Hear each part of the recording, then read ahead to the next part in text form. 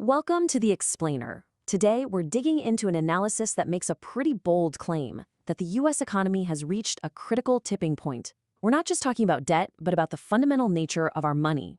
Let's get into it. So, the source material kicks things off with this really powerful metaphor. Imagine you're cruising down the highway in your car. Everything seems totally fine on the surface, right? But what if, underneath the hood, the engine was quietly starting to sputter and lose power? So what is really going on under the hood? Let's start by looking at the specific warning lights the source says are flashing, the signs that this economic engine is in some serious trouble. According to this analysis, it's not just one thing, it's a whole bunch of key indicators all suggesting that the economic engine isn't just humming along anymore, it's actually losing steam. Okay, so this number 50.1 comes from something called the ISM Services Index. All you need to know is that anything above 50 means the economy's service sector is growing. Anything below means it's shrinking. So at 50.1, yeah, we're basically at a standstill, just barely treading water.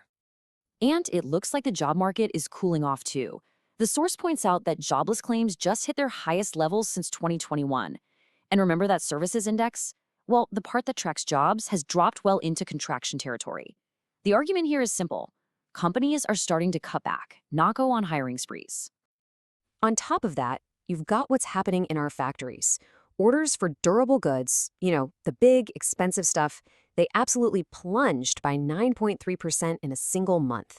To put it simply, businesses are hitting the brakes on investing in the things they need to grow. And while all that's happening, what about regular people? Well, U.S. household debt has exploded past $18.4 trillion. The analysis also makes it clear that more and more people are falling behind on their payments, on everything from student loans and credit cards to car loans. So you have a slowing economy, more people out of work, and consumers who are totally strapped for cash. But according to this source, these aren't just separate, isolated problems. They're all symptoms pointing to a much deeper, more dangerous economic condition. And that condition is called stagflation. It is a really toxic economic mix. It's when the economy stagnates or even shrinks, but at the same time, the prices you pay for everything just keep going up. This puts central banks in a completely impossible situation because the tools they use to fight inflation usually make the stagnation even worse and vice versa. And this brings us right to the heart of the argument presented in the source, this fundamental conflict between two types of money. On one side, you have what we use now, fiat money. It's basically based on government debt and our collective faith in it. On the other side, you have what the source calls sound money, real, physical assets like gold, that, it argues, have their own value that can't just be printed away. This all leads to the source's most explosive claim, that we are at the very end of the line for the current financial system, and that a huge, intentional shift is already happening right now. This slide lays out the source's timeline for what it calls a total breakdown in confidence. The argument is that trust between big banks died in 2008. Then, trust between the world's central banks died in 2015. And in 2022, trust between the markets and the central banks was gone. The only thing left holding it all together, it claims, is our confidence, the public's. So what happens when that final piece of confidence disappears? Well, the source suggests a very specific endgame.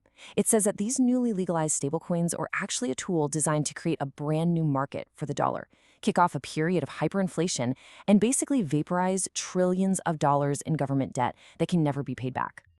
And the potential size of this new market is just mind-boggling. The source cites some projections that say the stablecoin market could swell from around $125 billion today to $2 trillion by 2028. That would create a massive new pipeline to just flood the world with more currency. So when you're faced with a prediction that stark, a whole system on the verge of a reset, what does the source say you should actually do about it? The number one solution offered is a return to physical gold and silver. And just look at this table. It shows the source's own math on what it calls the true fundamental value of these metals. The argument is that they are so incredibly undervalued right now, it's hard to even wrap your head around. The gap between the current price and this calculated value is, well, it's staggering. And this gets to the absolute core of the proposed strategy. The mantra is, if you don't hold it, you don't own it. The analysis really hammers this point home. Paper contracts or ETFs are not the same thing as physical ownership. To truly protect your wealth through a transition like this, the argument goes, you have to hold the actual physical assets yourself. But the strategy in the source material goes way beyond just your finances. It's about building personal, real-world resilience through something it calls the surety mantra. See the play on words? It's about having surety by shoring up these 8 critical areas of your life, from the absolute basics like food and water, all the way to community and preserving your wealth. Ultimately, the entire analysis leaves us with this one really provocative question. Is this predicted shift in our money system a giant transfer of risk onto the shoulders of an unprepared public? Or, for the people who understand what's happening and get ready for it, could this be the greatest wealth transfer opportunity in all of history? It is a powerful thought to end on.